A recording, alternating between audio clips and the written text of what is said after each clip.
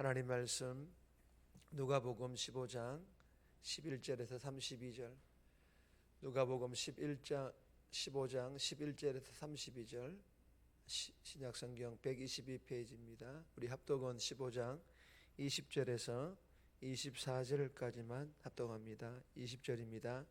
이에 일어나서 아버지께로 돌아가니라.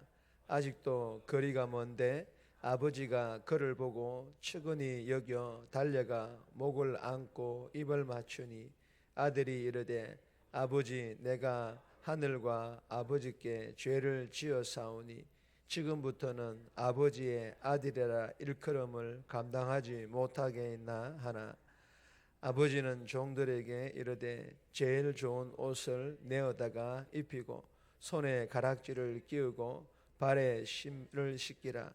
그리고 살찐 송아지를 끌어다가 잡으라. 우리가 먹고 즐기자.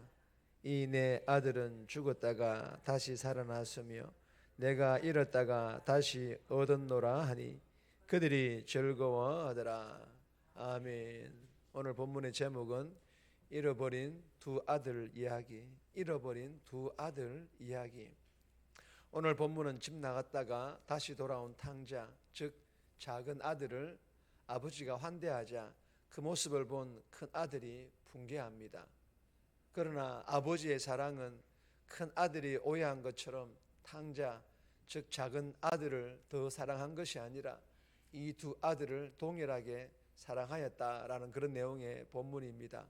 오늘 이 본문을 통하여 우리에게 주시는 첫 번째 교훈입니다. 자녀를 향한 아버지의 사랑, 자녀를 향한 하나님 아버지의 사랑을 말합니다. 20절 말씀 보시면 이에 일어나서 아버지께로 돌아가니라. 아직도 거리가 먼데 아버지가 그를 보고 측은히 여겨 달려가 목을 안고 입을 맞추니. 여러분, 이 본문에서 작은 아들 탕자는 죄인을 의미하며 아버지는 하나님 아버지를 의미합니다.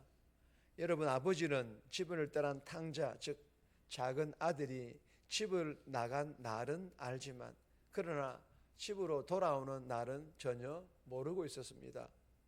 그래서 아버지는 날마다 동구 밖에서 언제 올지 모르는 이 작은 아들을 매일 기다렸습니다. 여러분, 이 작은 아들이 누구입니까? 성경에서도 탕자라 부를 만큼 불효자였습니다. 아버지가 살아계심에도 자기 몫의 유산을 달라고 했던 불효막심한 아들이었습니다.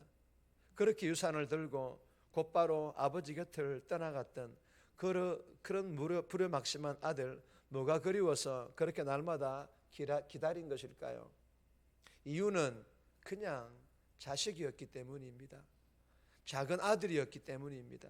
그리고 자식의 아들의 허물인 이 불효자라는 허물은 아버지에게는 전혀 상관이 없었습니다.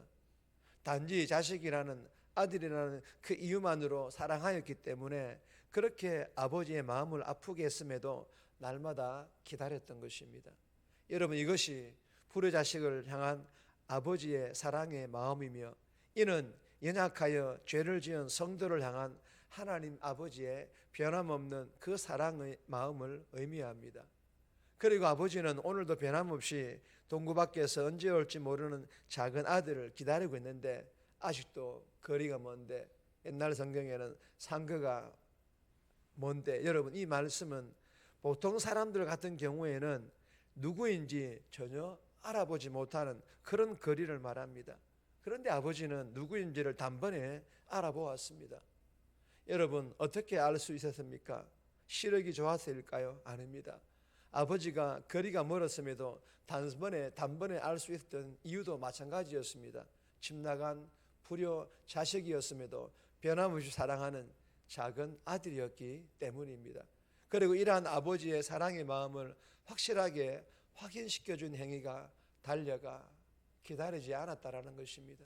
아니, 기다릴 수가 없었습니다. 그래서 먼저 달려갔던 것입니다. 그리고 너무 기쁜 나머지 품에 안고 볼을 비비며 입을 맞추었던 것입니다.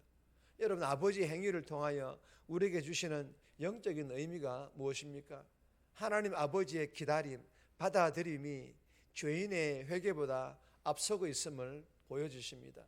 죄인을 향한 하나님의 아버지의 변함없는 사랑은 죄인의 회개를 조건으로 한 사랑이 아니라 하나님 자녀가 조건임을 보여주십니다. 그리고 이제부터 내 말을 잘 들어야 한다라는 단속조차 없으며 말이 아닌 행동으로 사랑과 용서를 하나님 아버지께서 보여주셨습니다. 사랑하는 여러분, 기억하시기 바랍니다. 앞서 나눈 하나님 아버지의 이 행위, 즉 죄인인 내가 회개하기 전에 하나님 아버지께서는 나를 기다리시며 나에게 먼저 다가오셨다라는 것을 말입니다. 그리고 하나님을 믿음으로 죄인인 나를 구원하여 하나님의 자녀로 삼아주셨고, 이 자녀라는 이유만으로 지금까지 변함없이 사랑을 부어주셨습니다.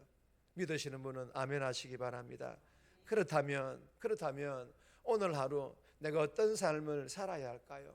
주님이 오시는 그날까지 예수 믿는 성도라면 어떤 삶을 살아야 할까요? 가정에서, 직장에서 감사해야 할 이유가 세상에서는 단 하나가 없다 하더라도 감사할 수 있기를 주님의 이름으로 소망합니다. 그리고 하나님 아버지께 받은 먼저 다가오심과 변함없는 그 사랑과 용서를 오늘도 삶에서 내가 먼저 누군가에게 다가가 하나님의 사랑을 말과 함께 행함으로 나누어지는 그런 복된 삶 살아갈 수 있기를 주님의 이름으로 축복합니다. 두 번째 주시는 교훈입니다. 자녀를 향한 아버지의 기쁨. 자녀를 향한 아버지의 기쁨입니다. 22절에서 24절, 27절 말씀인데 24절 말씀 보시면 이 내 아들은 죽었다가 다시 살아났으며 내가 잃었다가 다시 얻었노라 하니 그들이 즐거워하더라. 여러분, 이 본문은 자격 없는 탕자, 즉 죄인이었던 아들의 주의를 회복시키는 하나님 아버지의 모습을 보여주십니다. 옷과 가락지와 신은 모두 다 탕자, 즉 죄인 되었던 아들의 주의가 회복되었음을 나타내 주는 것들입니다. 그리고 살찐 송아지를 잡아 잔치를 벌였다라는 것은 다시 돌아온 아들로 인하여 아버지, 즉 하나님 아버지의 그 기쁨이 얼마나 충만했는지를 보여주는 그런 표현들입니다.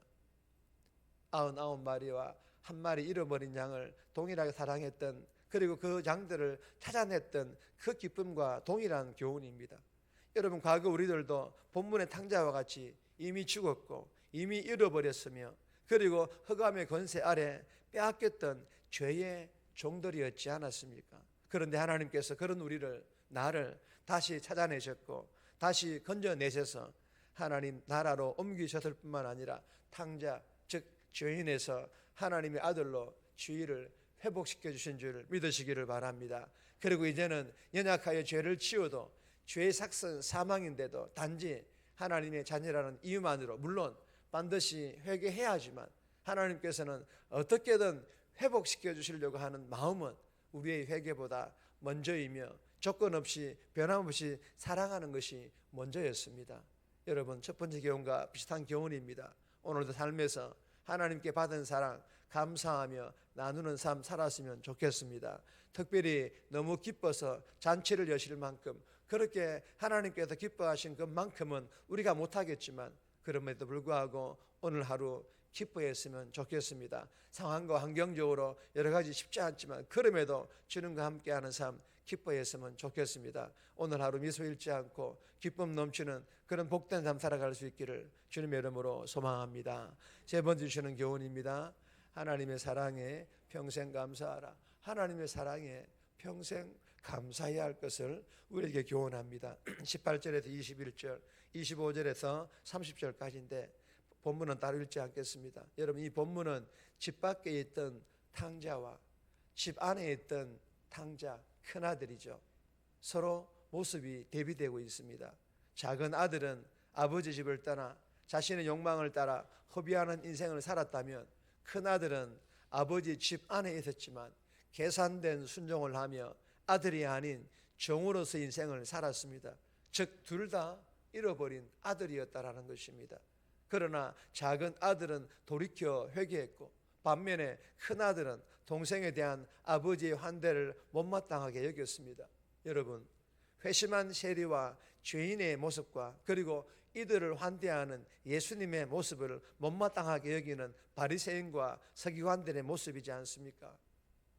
여러분, 본문을 통해 주시는 교훈은 첫 번째, 두 번째 교훈과 비슷한 교훈이지만 눈에 보기에 탕자 작은 아들만 잃어버렸고 큰 아들은 잃어버리지 않은 것 같지만 하나님 보시기에는 둘 다 잃어버린 죄인이었습니다.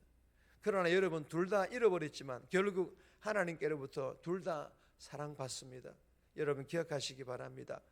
이해할 수 없는 하나님의 사랑이 우리 모두를 지금까지 있게 했고 앞으로도 그럴 것입니다. 이 사랑에 저와 여러분들이 평생 감사하며 주님 오시는 그날까지 살아가는, 그리고 이 감사가 누군가에게 보내어지는 그런 감사의 삶을 살아가는 저와 여러분들의 삶이 다 되시기를 주님의 이름으로 소망합니다. 정리합니다. 하나님께 받은 먼저 다가오심과 변함없는 사랑과 용서를 오늘 삶에서 내가 먼저 누군가에게 다가가 말과 행함으로 하나님의 사랑을 나누어주는 삶 살게 해달라고, 받은 사랑에 평생 감사하며 하나님만큼은 못하겠지만 오늘 하루 미소를 잃지 않고 기쁨 넘치는 삶 살아가게 해달라고 이 새벽에 기도하며 오늘 하루 살아갈 수 있기를 주님의 이름으로 부탁드립니다.